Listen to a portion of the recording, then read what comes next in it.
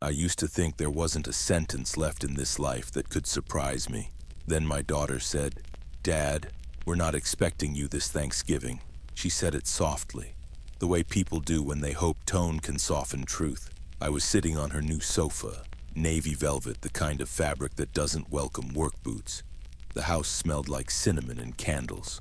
A football game murmured on the television, the volume politely low. Her husband's voice drifted from the kitchen, mingling with the clink of silver pans and the laughter of his parents. People I'd only met twice, but whose names kept turning up in my daughter's sentences as if they'd replaced mine.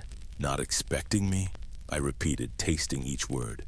It felt like being erased with good manners. Elena looked toward the hallway where her husband Parker was carrying in a tray of appetizers.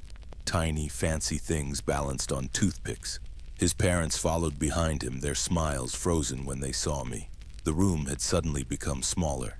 "Dad," she began again, her fingers twisting the edge of a napkin. "It's just complicated this year. Parker's family has certain traditions. They like things quiet, planned." She searched my face for understanding. "They said it might feel crowded." Crowded, that was the word, the polite substitute for unwanted. I nodded slowly, eyes wandering around the living room. The rug, hand-woven. The chandelier, imported. The hardwood floors, paid for by a man who wasn't invited to step on them anymore. I'd co-signed the loan when the bank hesitated. I'd sold my fishing boat to help them close on the house.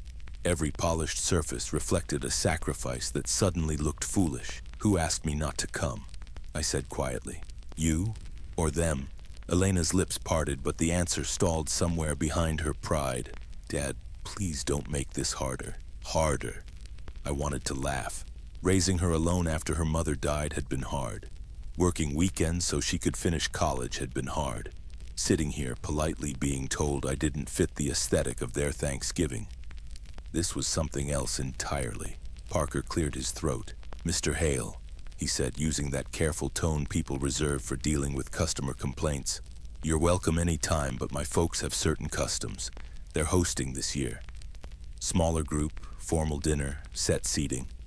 I'm sure you understand." I smiled, but it wasn't the kind that reaches your eyes. "Of course," I said. "Traditions, important." I set the gift I'd brought, wrapped neatly, silver ribbon, a bottle of the bourbon Parker once swore was his favorite, on the table beside the couch. It looked out of place, like me. Elena followed me to the door. "We'll do something afterward," she said quickly. "Maybe the weekend after, just us. The weekend after." Like love rescheduled for convenience. Outside, the late November wind had teeth. The sky hung low and gray over the cul-de-sac. I stood by my truck for a moment, breathing in air that tasted of wood smoke and regret. Inside, laughter rose again, the warm, easy kind that never needed me. The drive home was quiet. Leaves chased my headlights down empty streets. Every block held a memory. Her first bike ride, her high school parade, the diner we used to stop at after midnight shifts. Each one passed by like a ghost waving from the sidewalk. Back home, the house greeted me with silence. The porch light flickered.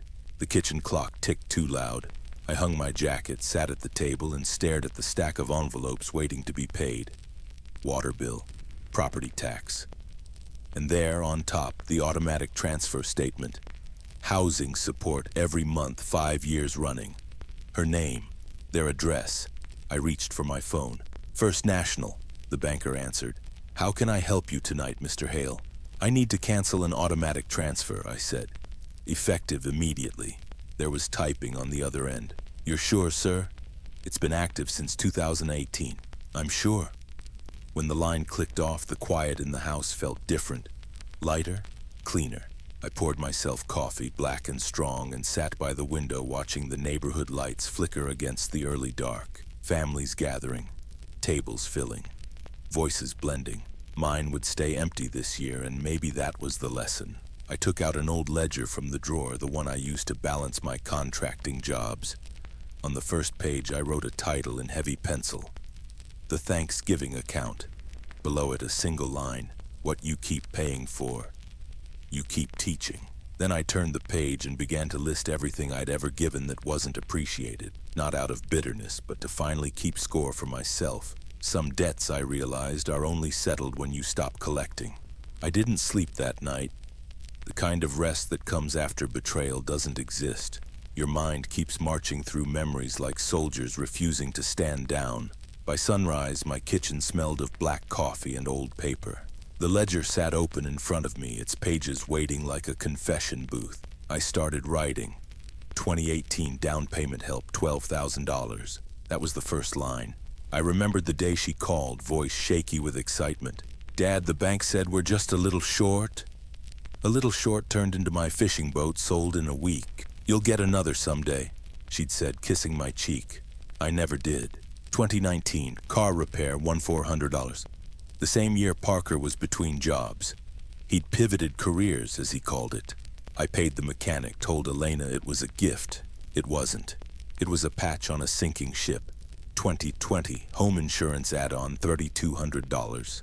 That one I'd done myself quietly because the company wouldn't renew unless the property owner had backup coverage. I was the backup. Line after line, the pages filled like confessionals of good intentions. Money, weekends, labor, patience. Every invisible nail I'd hammered into the house of someone else's gratitude. I wasn't angry while I wrote, just clear. By the time the sun reached the edge of my neighbor's roof, I had a list worth nearly 6 figures. I stared at it, not as an accountant tallying numbers, but as a father measuring distance. That's what resentment is, really. The miles between what you gave and what you got back. The phone buzzed around noon. Elena's name. I let it ring. Then it rang again. Finally, a message came through. Dad, Parker's mom feels terrible about last night. We can pick a new day to celebrate, maybe next weekend. Please don't be upset. I almost laughed. Upset? Upset was what you feel when your team loses. This was education. I typed one sentence back. No rush. Enjoy your dinner. Then I turned the page and wrote a new heading in the ledger. Assets reclaimed. It started small. I called my accountant. There's a trust we set up for Elena a while back.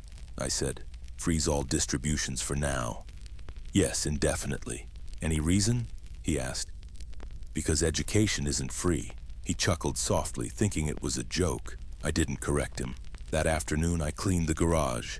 Boxes of old photographs, tools, Christmas lights I'd stopped using when Maria died. Between the dust and memories, I found the last gift Elena had given me. A coffee mug that said, "World's Best Dad." The print had faded. I put it on the counter, poured another cup, and thought about what that title meant when your own child could revoke it with a polite smile. Outside, the neighborhood buzzed with holiday noise. Leaf blowers, laughter, dogs chasing the scent of turkey in the air. Every house smelled like belonging. Mine smelled like freedom. At 5 I turned on the radio. Old jazz filled the kitchen. Miles Davis. The kind of music Maria used to hum when we were fixing up the porch. I caught myself smiling. Not out of happiness, out of relief. I'd spent years believing love had to be proven through sacrifice. Turns out sacrifice just teaches people you're disposable. The phone buzzed again. A new message. This time from Parker. Hey, sir. Heard about the transfer issue? Must be a banking glitch. Let me know and I'll send you the routing number again. A glitch.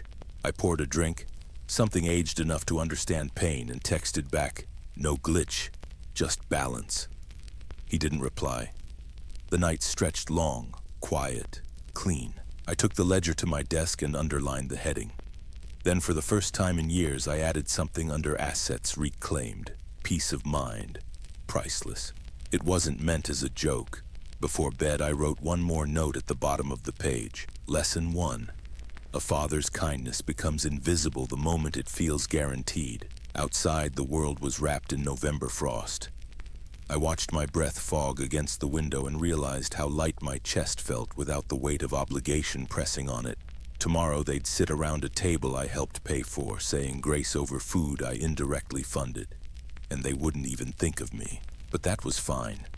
Because for the first time in a decade, I'd finally done something not for them, but for me. Thanksgiving, I decided, might still come, just not where I'd left it. Thanksgiving Day arrived with that quiet kind of cold that seeps through the glass no matter how high you set the thermostat.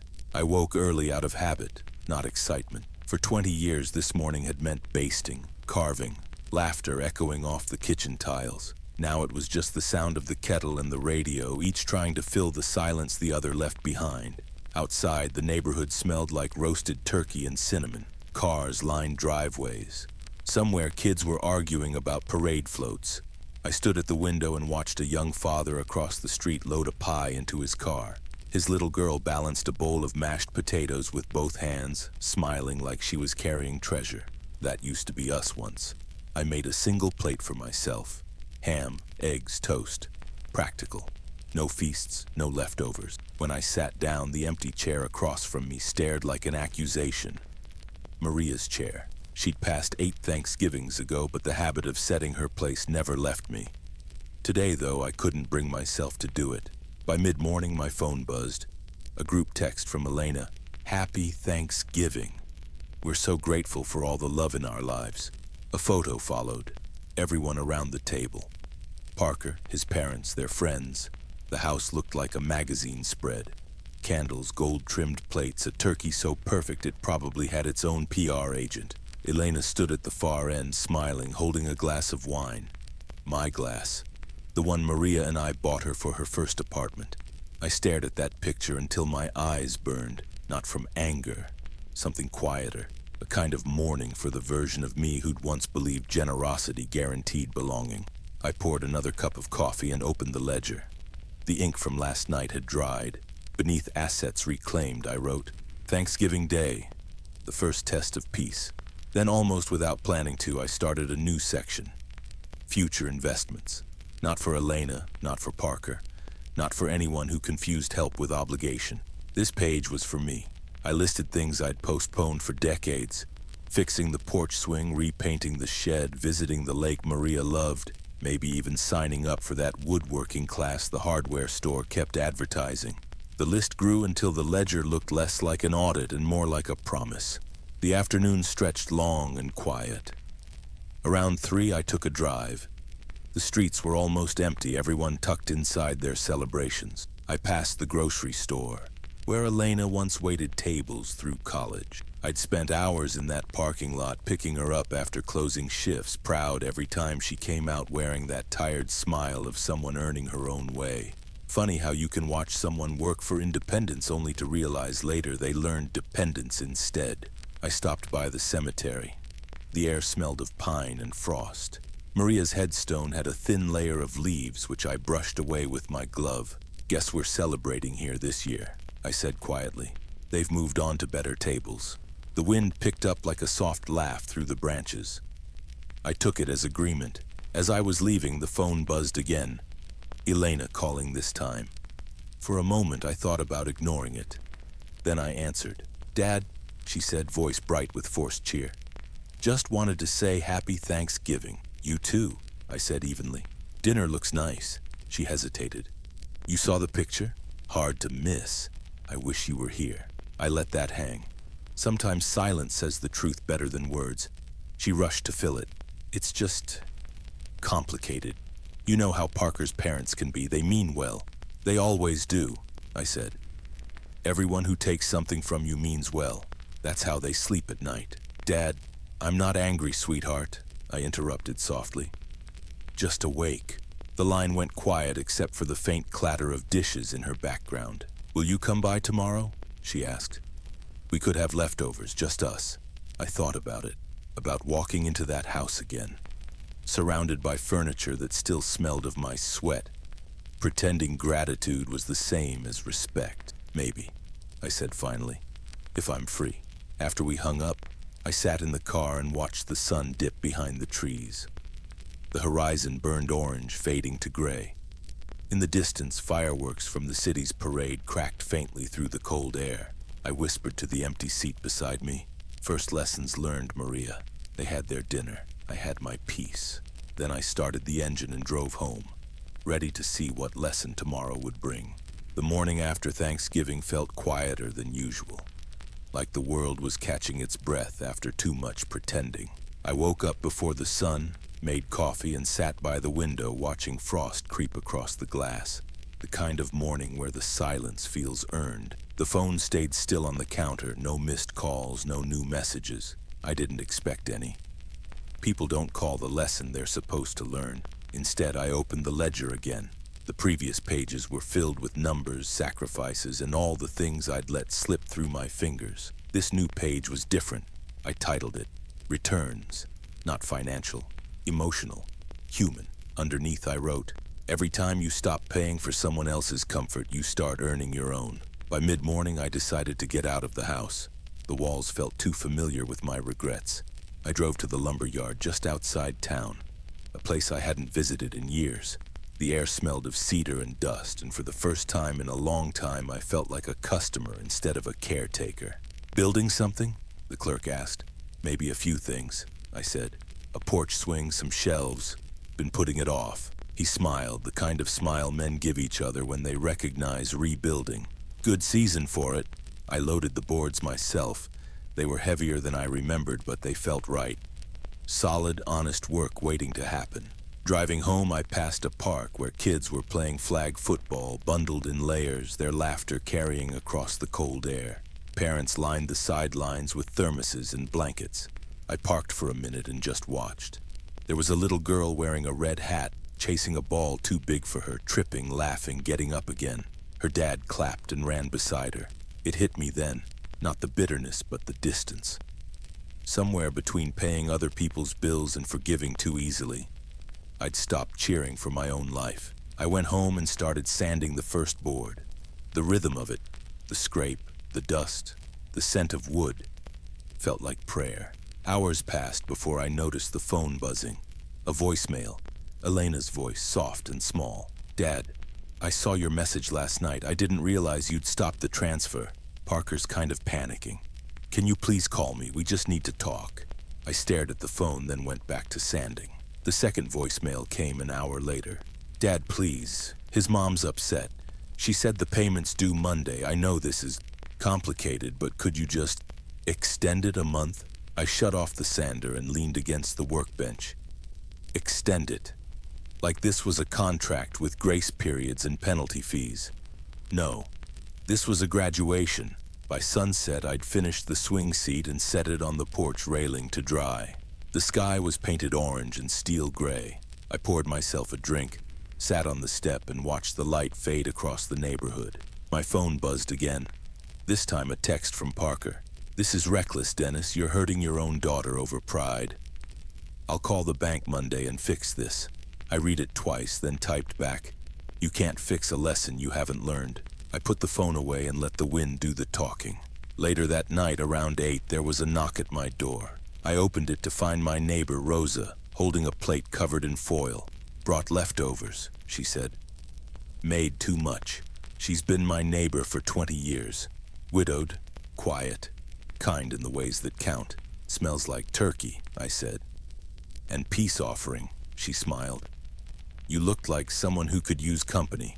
We sat in the kitchen eating cold stuffing and pie off mismatched plates, and I realized I hadn't had dinner with someone just for conversation in years. Family trouble?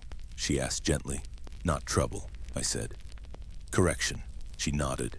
Corrections hurt most when they're overdue. When she left, the house didn't feel so empty. The ledger sat on the table, the page still open to returns. I picked up the pen and added another line. Company without condition. A new kind of wealth. Before bed, I checked my phone one last time. No more calls, no more messages, just quiet. But it wasn't loneliness anymore. It was space.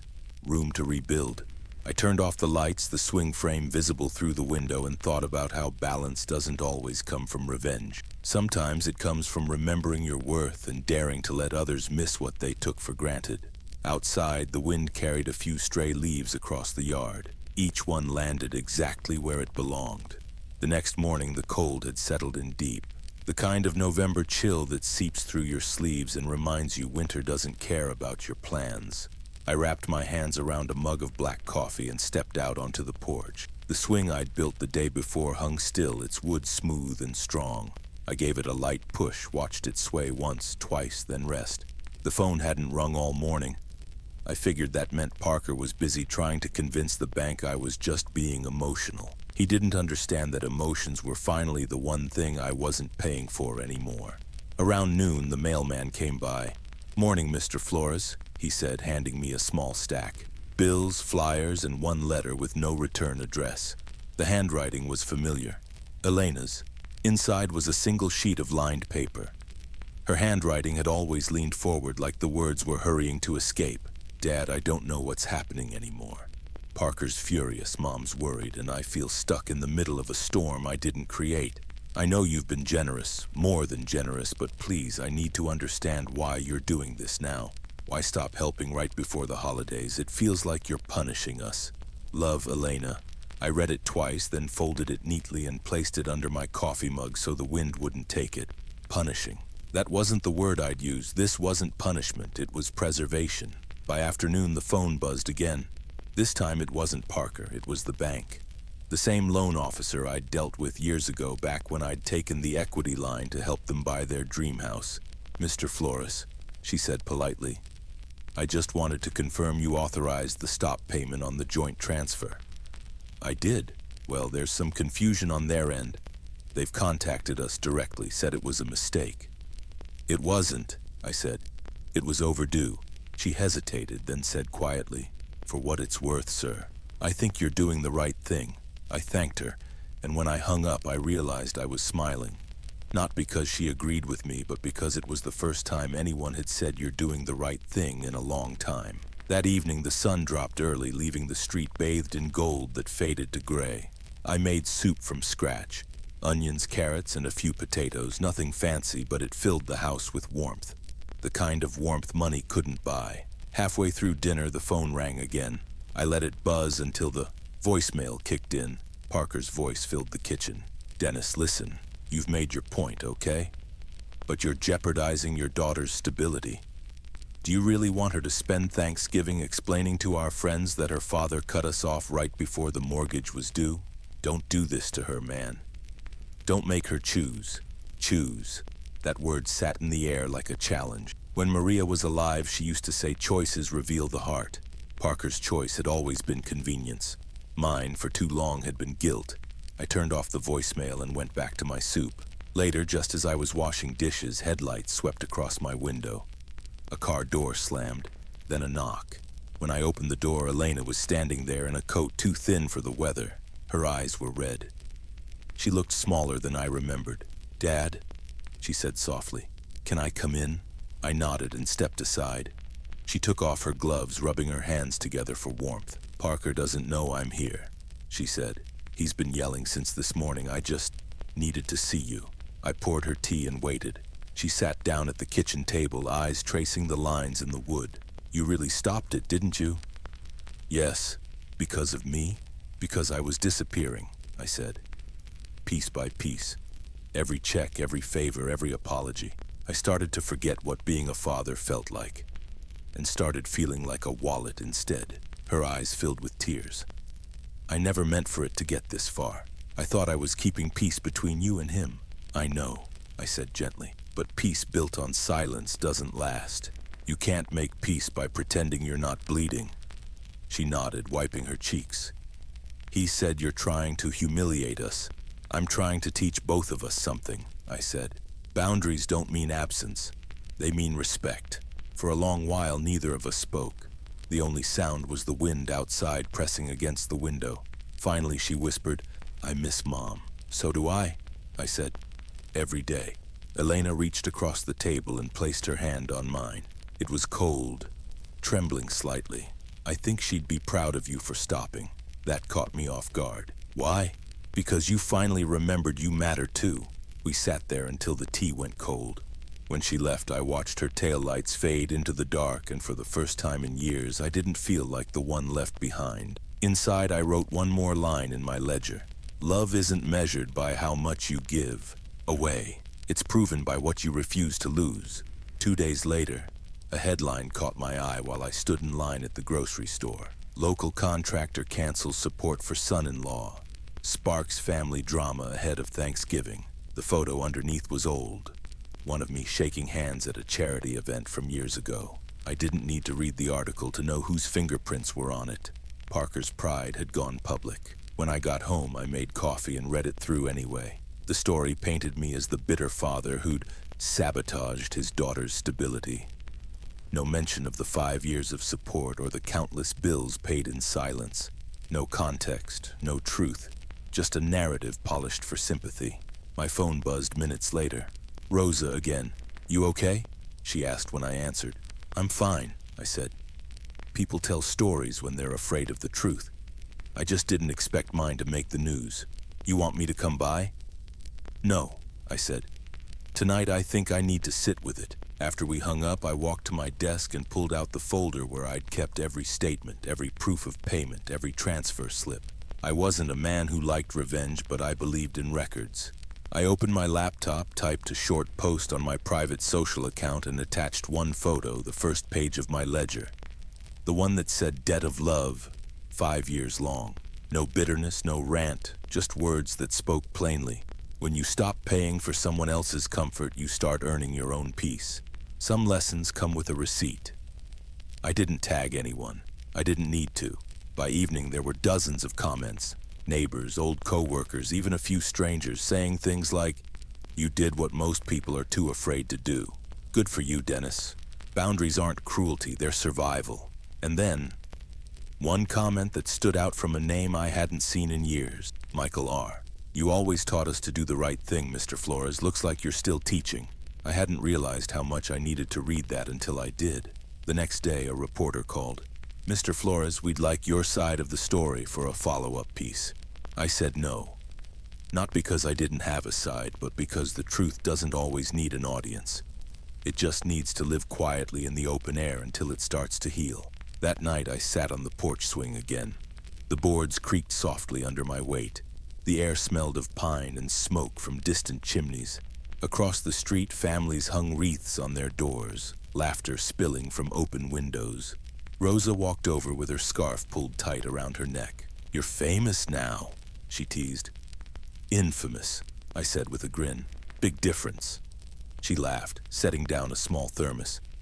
"Hot cocoa. Figured you earned it." We sat side by side, the swing moving slow.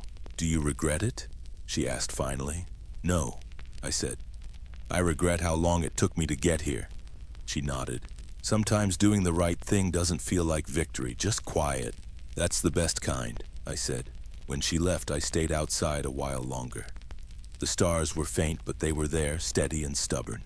My phone buzzed once more, a message from Elena. "Dad, Parker's angry." But I told him I'm not choosing sides anymore. I'm choosing peace. "Love you." I stared at it for a long moment, then typed back, "That's all I ever wanted for you, kiddo." Before turning in, I opened the ledger again. The section marked returns had started filling faster than I expected. At the bottom of the page, I wrote, "Sometimes the world won't thank you for setting yourself free, but peace never asks for applause."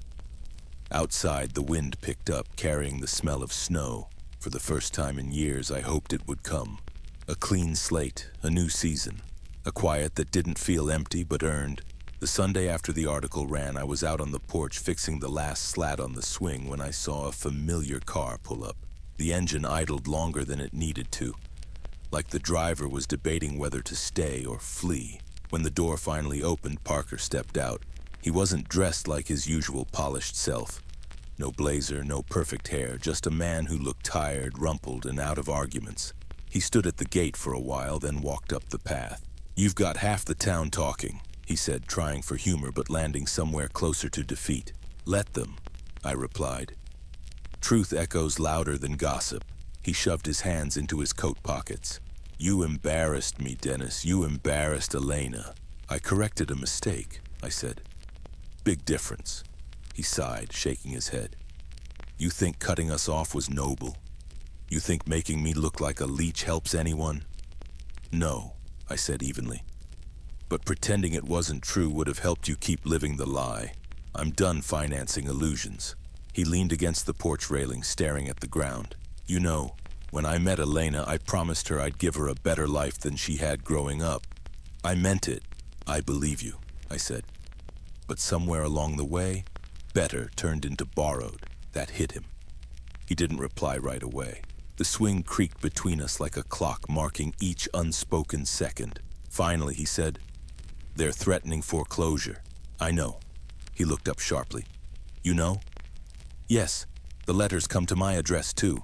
You could stop it, he said, voice almost pleading. I could, I said quietly. But I won't, because if I save you again, you'll never learn what it means to stand on your own. He paced the porch, rubbing his jaw. You really think this is teaching me something? I think it's reminding you of something, I said. Gratitude, humility. The things that make a man worth the roof over his head. He looked at me then, really looked, and I saw the exhaustion behind his anger. You hate me, don't you? I shook my head. No, Parker. If I hated you, I'd have kept paying until I broke. He didn't know what to do with that. He stood there, shoulders sagging, the fight leaving him. After a while, I said, You ever build something with your hands? He frowned. What? Something simple, a table, a fence, anything. No, I hire people for that. I nodded. That's your problem. You've never felt what it's like to hold something up and know it stands because you measured. Right. Because you learned how. He laughed bitterly. You think fixing a porch swing is gonna fix me? I think starting small is the only way people ever rebuild. The words hung there between us, heavy and real. Then quietly, Parker said, I don't know how to start. Good, I said. That's the first honest thing you've said today. He looked down, then up again, as if expecting a door to slam that never did. If I try, he said, will you at least be there? To make sure I don't mess it up? I'll be here, I said. But I won't carry you, that's the deal. He nodded once, eyes glassy but firm. Fair. We stood there in silence for a long while. Two stubborn men finally sharing the same air without needing to win. When he left, I went inside and opened the ledger again. Under returns, I added one more line. The first step to rebuilding is admitting the foundation cracked because you kept pretending it didn't. I closed the book and looked out the window just in time to see Parker's car disappearing down the road. For the first time, I didn't feel anger watching him go. I felt possibility. Thanksgiving morning came gray and still. The air smelled of wood smoke and rain-soaked leaves, and for the first time in years, I wasn't rushing anywhere. No traffic, no family drama waiting at a door I paid for. Just quiet. I put the turkey in the oven around 9, more out of habit than necessity. Cooking used to be my love language, especially when Maria was alive. I could still hear her voice sometimes, teasing me for over-seasoning everything. You don't cook, Dennis, she'd laugh. You perform. The house filled with that same scent again. Sage, garlic, and a hint of orange peel. It didn't smell like revenge. It smelled like healing. Around noon, a knock sounded on the door. I wiped my hands and opened it to find Elena standing there again. This time with a casserole dish in her hands. Behind her, to my surprise, was Parker. Nervous, awkward, but there. Mind if we come in? She asked. Only if you brought something edible, I said, managing a smile. She laughed, a sound I hadn't heard from her in months, and stepped inside. Parker followed, his shoulders tight, his eyes scanning the room like he was stepping into a church he hadn't prayed in for a while. I made sweet potatoes, Elena said, setting the dish on the counter. Parker made the effort. He winced at the joke but didn't argue. We didn't have anywhere else to go, he said quietly. You've got somewhere now, I said. Sit down. The three of us moved around the kitchen like strangers relearning choreography. I carved the turkey, Elena set the plates, and Parker poured water into glasses that used to gather dust at the back of the cabinet. When we finally sat, no one spoke for a long time. The sound of cutlery on porcelain filled the silence. It wasn't tension anymore, just the fragile quiet of people trying to start over. Halfway through the meal, Parker cleared his throat. I sold the second car, he said. Paid off what we could. The rest, I'll handle. I just wanted you to know I'm not expecting help anymore. That's good, I said. It'll feel better than you think, earning your own peace. He nodded. It already does. Elena reached across the table and took both our hands. Can we just not talk about money today? She asked softly. Can we talk about family instead? That one word.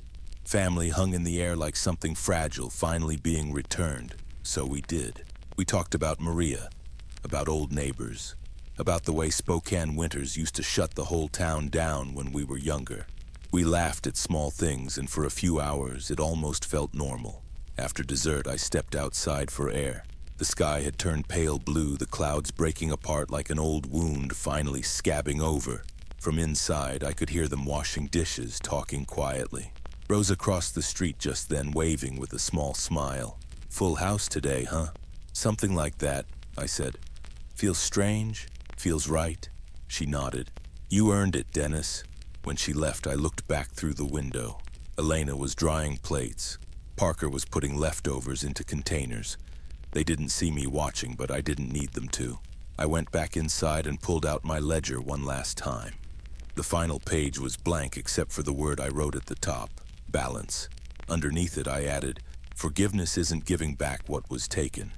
It's walking into your own home, breathing easy and realizing peace has finally stayed for dinner." As I closed the book, Elena came over and rested her head on my shoulder. "Happy Thanksgiving, Dad," she whispered. "Happy Thanksgiving, kiddo," I said. The swing outside creaked in the wind, the scent of roasted turkey still thick in the air, and for the first time in years I didn't feel like something was missing. I felt full of gratitude, of peace, of the simple knowledge that love, once broken, can be rebuilt stronger than before. And that's how this Thanksgiving became the first one in a long time where I didn't just serve the meal, I tasted it.